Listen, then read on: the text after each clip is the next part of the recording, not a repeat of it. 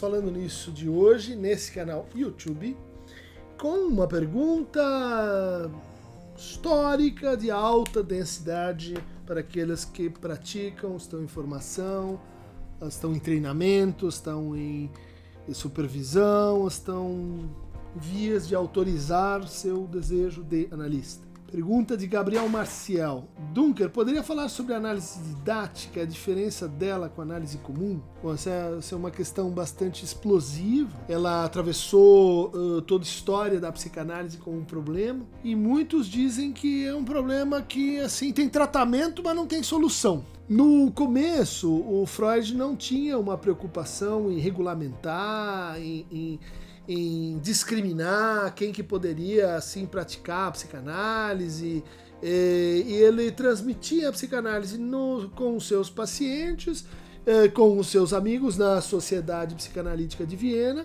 e à medida que o movimento psicanalítico vai crescendo, ele se vê assim obrigado a, em primeiro lugar, estabelecer algumas recomendações técnicas gerais, né, de como a gente faz, como a gente pratica a psicanálise. Mas, em segundo lugar, em resolver essa questão de decidir assim, como é que se formam psicanalistas, como é que a gente reconhece um psicanalista, como é que a gente vai fazer essa passagem, né, para a experiência de cada um com o inconsciente para, no fundo, o espaço público, para a apresentação, justificação, garantia de que aquela pessoa é um psicanalista, ela está autorizada a praticar a psicanálise. Vejam que essa questão ela foi assim sendo adiada, de certa maneira, pelo próprio Freud, e ela só chega a uma primeira formulação em 1925, pela mão assim do Max Eitingon, pela mão de Abraham, pela mão do quê? Daqueles que estavam mais distantes de Viena, na Inglaterra, na Alemanha, na Hungria, e que queriam e precisavam assim de de alguns critérios para decidir quem é que pode praticar a psicanálise longe e distante do seu fundador. Porque no começo, Freud dizia, bom, então você está praticando a psicanálise, e isso acontecia no interior dessa experiência, vamos dizer assim, de pesquisa, de invenção, de proposição de uma nova prática. Então, a partir dessa data, 1925, vai se assim, sedimentando o seguinte: a formação do psicanalista requer anos de experiência própria no divã. No começo não se sabia dizer assim por quanto tempo, até onde, quantas vezes por semana. Mas, segunda condição, um período longo em que a condução dos seus tratamentos passa por um processo de supervisão e um certo circuito de estudos teóricos, estudos conceituais para o domínio então do saber psicanalítico. Nessa altura, o Freud dizia assim, olha, para fazer isso, a pessoa não precisa ter uma formação anterior universitária específica. Ela não precisa ter cursado medicina, ela não precisava ter cursado psicologia, que naquela época nem era ainda uma disciplina autônoma em todos os países do mundo. Ele defendia vigorosamente, vamos lá ver o texto, a questão da análise leiga, defendendo o Theodor Hayek, que não era médico, que praticava psicanálise, que foi processado como alguém que estava usando ilicitamente a medicina. E foi absolvido, o texto do Freud foi contado, mas mesmo assim, em vários países, se estabeleceu, por exemplo, Estados Unidos até a década de 60, África do Sul, que para você exercer a psicanálise, você tinha que ter feito a medicina antes. Nesse período, vamos dizer assim, de 25 até a década de 60, até, na verdade, a aparição de vários questionamentos sobre a análise didática, a formação do psicanalista ocorria necessariamente na International Psychoanalytic Association, ou uma das suas associações reconhecidas, ou um dos seus grupos de estudo reconhecidos ao longo do mundo. e que passava por, então, um certo número de horas em que você atende pacientes, um certo número de horas em que você supervisiona pacientes, um certo número de horas que você tem de aulas teóricas e um certo número de horas com um analista de data. Quem eram, então, os analistas de datas? Eles eram aqueles, em geral, mais antigos, mais experientes, aqueles que galgavam uma certa hierarquia dentro das associações de psicanálise e que, assim, coercitivamente, se você quisesse tornar psicanalista, você teria que fazer uma análise com esses analistas, que compunham, então, listas, né? Em que as pessoas, às vezes, ficavam anos esperando para que um analista de data abrisse uma vaga para você poder fazer a sua análise com ele e, portanto, se tornar um psicanalista propriamente reconhecido, autorizado. Para vocês terem uma ideia de como a coisa adquiriu contornos jurídicos, né?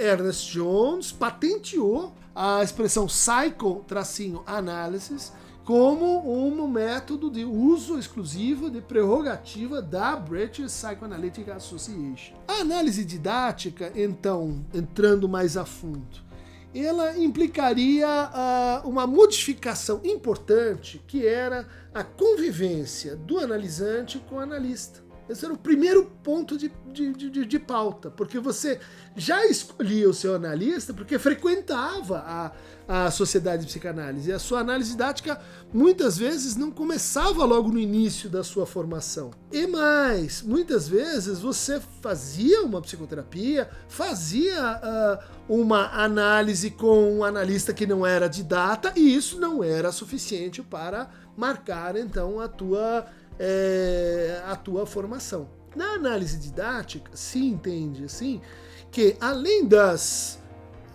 interpretações, do manejo da transferência, além da associação livre, que já acontece em todos os casos, haveria assim uma espécie de suplemento, em que o próprio caso do analisante, ele é assim tematizado, as intervenções são assim discutidas às vezes, onde o próprio processo é objeto de uma ponderação, é objeto de um esclarecimento periódico, para que a gente tenha, então, a experiência e uma espécie de domínio pedagógico, didático, representativo do que está acontecendo. Bom, isso, claro, vai depender muito e vai variar muito com o estilo daquele psicanalista de data, com a cultura onde aquele psicanalista de data está, assim, praticando a psicanálise, mas o fato é que isso produziu um grupo, vamos dizer assim, de extrema concentração de poder ao longo de todo o mundo. E um grupo que começou assim a achar que não era muito interessante abrir, né, facilitar para que muitos outros analistas de data se estabelecessem.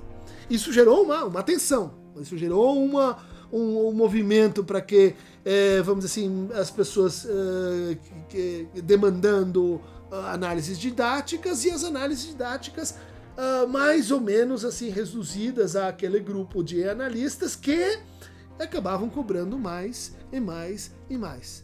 Então, as análises didáticas ficaram também conhecidas por serem análises de preço, né, de valor, de honorários muito elevados, o que aumentou a controvérsia a respeito de, bom, porque esses e não outros? Será que esses são os melhores analistas? Ou será que esses são os analistas com mais antiguidade, né, com mais percurso?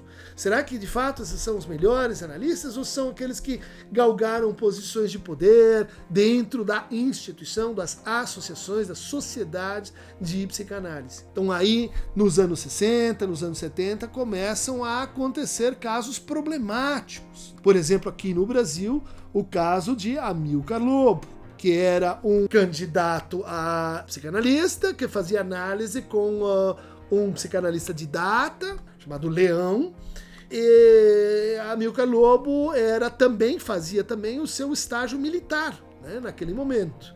E foi chamado como médico para assistir, né, no sentido de manter aquela pessoa que está sendo torturada viva ou em condições de falar, ou seja, um assistente de tortura. Bom, acontecia, ele falava disso na análise, o analista aparentemente não achou prudente tornar isso público.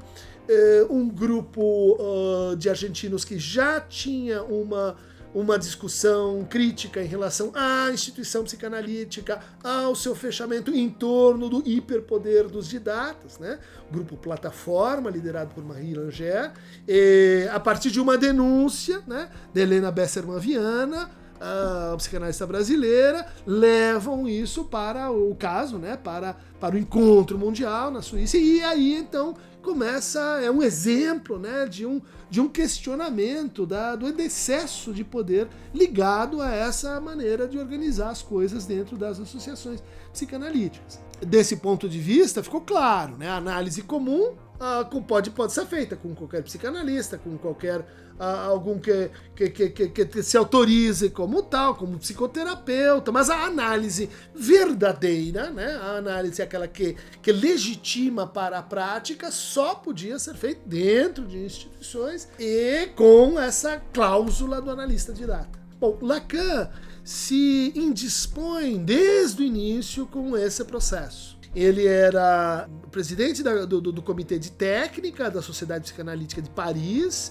por volta aí dos anos 40, e se indispõe com Sahanar, que era um analista de data dessa sociedade, e diz, olha, Lacan, a psicanálise não pode ser prerrogativa na medicina, né? Então a gente também não pode ter como prerrogativa psicólogos.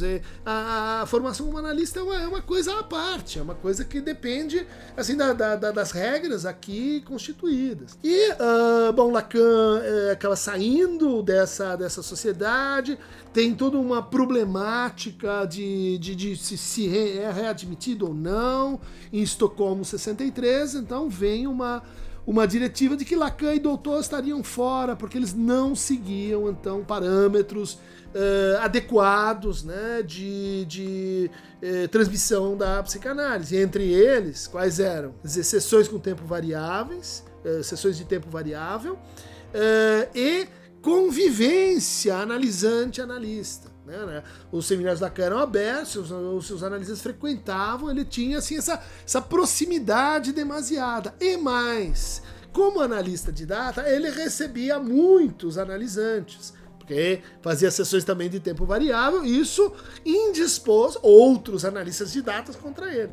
Ao mesmo tempo, em textos como Situação da Psicanálise, em 1956, e Proposição de 9 de outubro de 1967, ele vai questionar duramente o poder dos analistas de datas. Ele vai dizer, isso foi uma invenção meio pós-freudiana, e isso faz parte, né, da acomodação da radicalidade da psicanálise, é um certo conformismo institucional. Isso faz parte do processo, vamos dizer assim, de elitização e emburrecimento da transmissão da psicanálise. Isso faz parte do silenciamento, né, das gerações mais jovens no processo de formação. Ele criticou severamente isso.